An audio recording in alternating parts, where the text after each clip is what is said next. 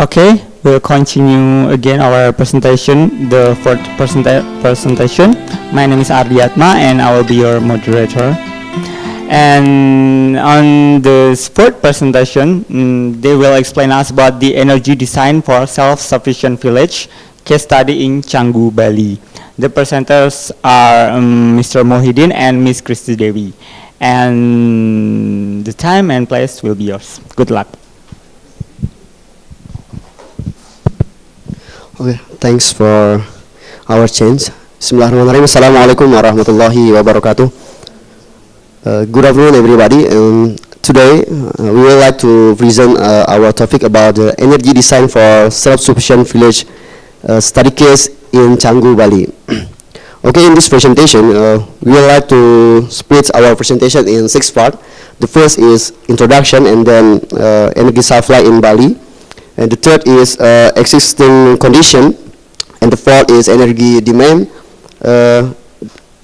and then is the financial analysis with red screen software, and finally conclusion and the recommendation. Okay, I will start with the introduction.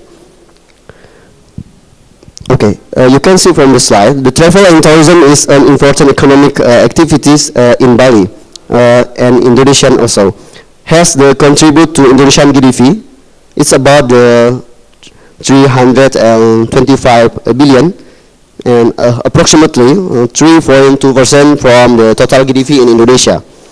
You can see from the graph the total contribution of the travel and tourism to GDP is still increased year by years.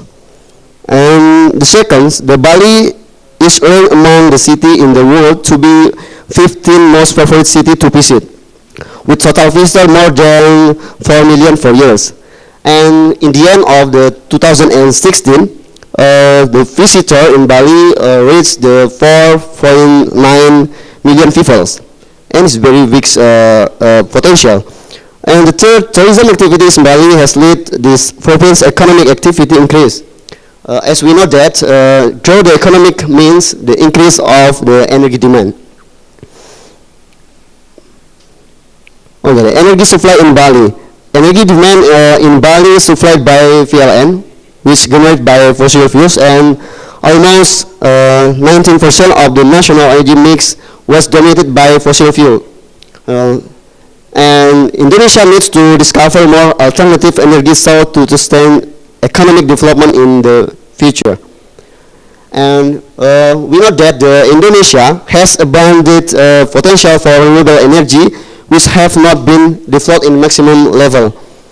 And so in this project we proposed energy design for self-sufficient village in one Bali village based on renewable energy. And you can see from the maps, it is the location of the project. The project is in Canggu, Bali. They're located in North Kuta, Badung Regency. It's about 19 kilometers from Ngurah Rai International Airport. The village is very potential village to develop with renewable energy because they are the tourism destination in Bali. So it's very potential village to develop with renewable energy. Okay, the existing condition will be explained by my friends, Mbak Kristi. Okay, thank you so much. My name is Kristi, and I will continue the presentation. So here's the existing condition in Canggu. That more than 70% of the 5-star hotel is located in Badung, which is Canggu is one of the village in Badung. Canggu is a rising village in Badung, known as their big waves for surfing, and also sunset spot and another recreation place. And then, as well as the another region in Indonesia, Bali has also has numerous amount of renewable energy resource like solar radiation with the potential up to 4.5 kilowatt hour per meter square per day, and sometimes it can reach up to 6 kilowatt hour. And then the wind potential range between 3 up to 5 meter per second. And then for the hydropower, the overall potential is up to 14.8 megawatt, and then for the geothermal 329 megawatt, and then for the ocean surface wave is about 0.24 megawatt per meter square. And then the electricity production in Canggu itself is about 370 megawatt hour per year, with the average consumption is about around 340 megawatt hour per year. Then from this number, it will increase every year because the population, the increase of population, and then also the visitor from the tourism. And then for this, we propose the electricity production with the electrification ratio up to 100%, and so the Canggu must be product the electricity for 4,000 megawatt hour per year. And then these already include the electricity for the tourism.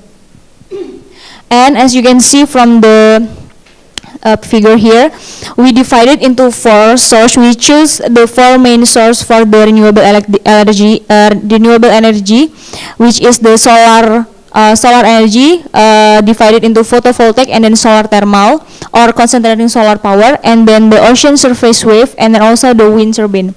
The solar thermal will produce 50% of the total energy mix, and then ocean surface wave will contribute 15%, and then the wind turbine will contribute 20%, and also the photovoltaic will only contribute 15%.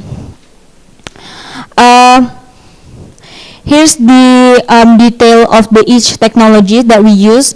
The capacity of each technology, the first one is photovoltaic, will produce around 6,000 kilowatt hour per year, and then for the concentrating solar power is about 2 million kilowatt hour per year, and then for the wind turbine will produce around 800,000 kilowatt hour per year, and then for the wave around 600,000 kilowatt hour per year. And then after all of the data, we analysis the financial based on the red screen software, and then we got the total initial cost for this power plant is around 14 million Canadian dollar, with the annual operational and maintenance around 251,000. And from this, the annual saving and revenue is around 833,000. And as you can see from this graph, that with 5 years of the debt term, after 19 years, we get the break-even point, and that means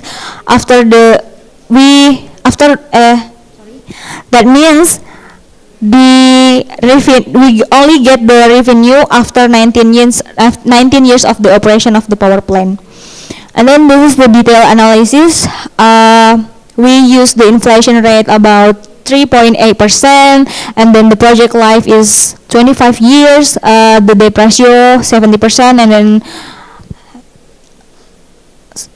and then you can read from the slide. And then why we use the renewable energy resource? The main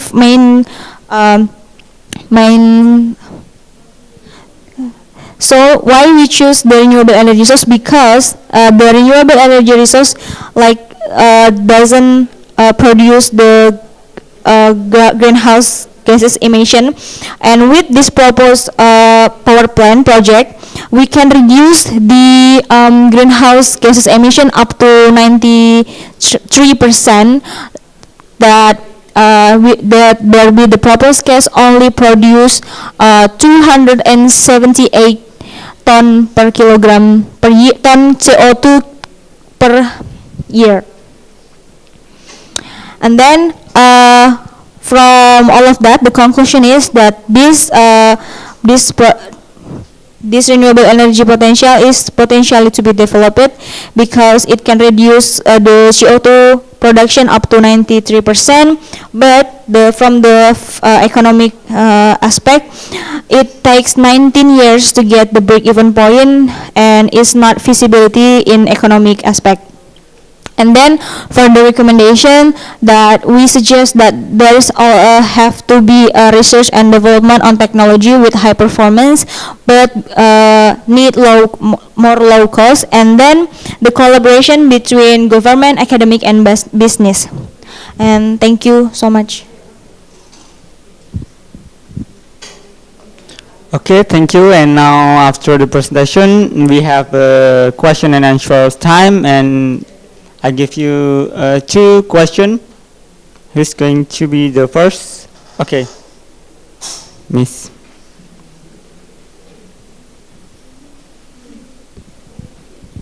Okay, thank you very much. My name is Oki Amelia Pratiwi.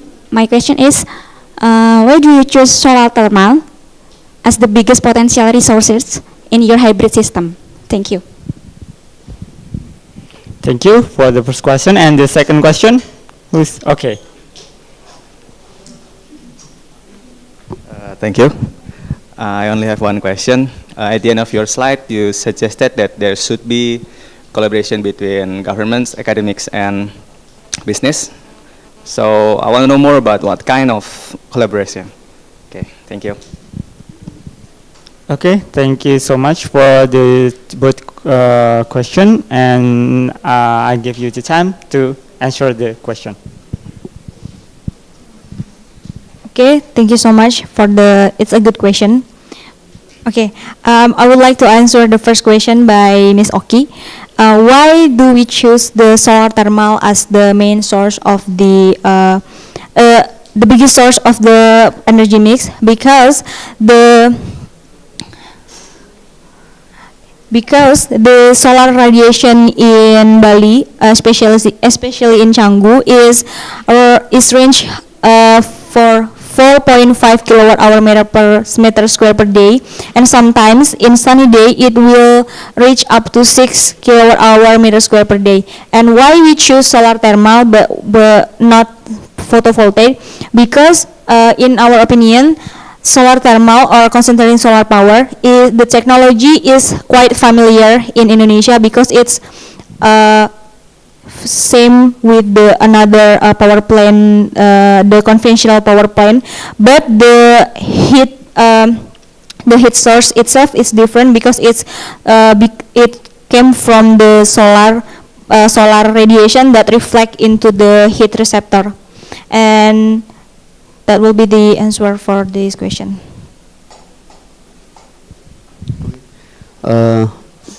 The second question about the kind of the synergy between the government, business sector, and academic.